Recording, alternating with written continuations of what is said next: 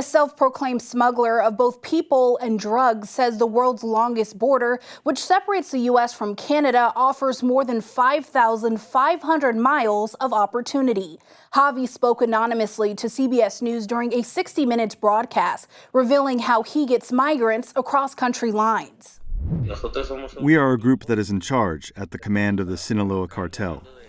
We are dedicated to crossing people, and we've also worked with drugs and weapons for the Italian mafia several times. The Sinaloa Cartel was recently designated a terrorist organization by both President Trump and Canada. The cartel has been one of Mexico's largest drug trafficking crime groups since the 1980s. Javi, a member of Sinaloa, claims the price for each person is $3,000. He keeps $1,000, the cartel gets $500, and the rest covers the trip. In addition to smuggling families, Javi says he's also bringing fentanyl in from China.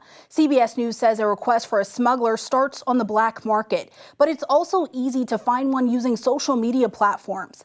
Javi said no matter what the U.S. or Canada does, it won't stop cartels like Sinaloa from their operations. Canada's border is much larger than Mexico's.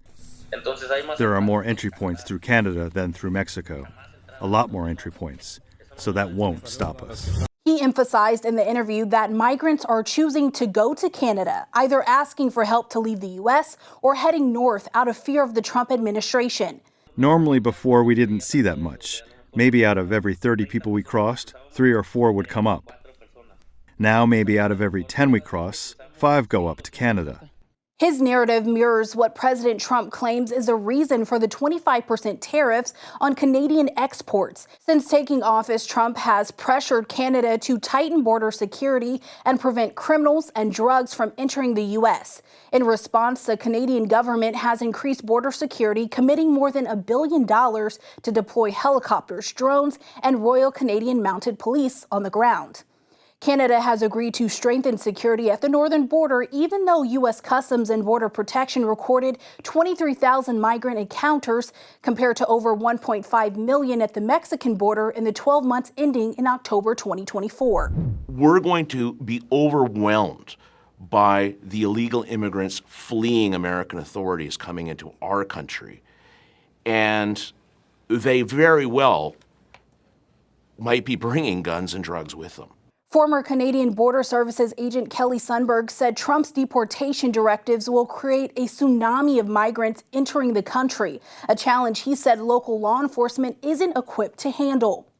Canada and the United States collaborate to manage asylum seekers, sending individuals back to the country they first entered. This policy, known as the Safe Third Country Agreement, is based on the understanding that both nations provide equal protection for those seeking refuge. At the end of last week, the Department of Homeland Security announced 532,000 immigrants will lose their legal status, jeopardizing their ability to live in the U.S. Migrants from Haiti, Cuba, and Venezuela are among those at risk of deportation now that the Trump administration is ending a humanitarian parole program enacted under Biden. For Straight Arrow News, I'm Kaylee Carey. Find more unbiased news and the latest updates by downloading the Straight Arrow News mobile app.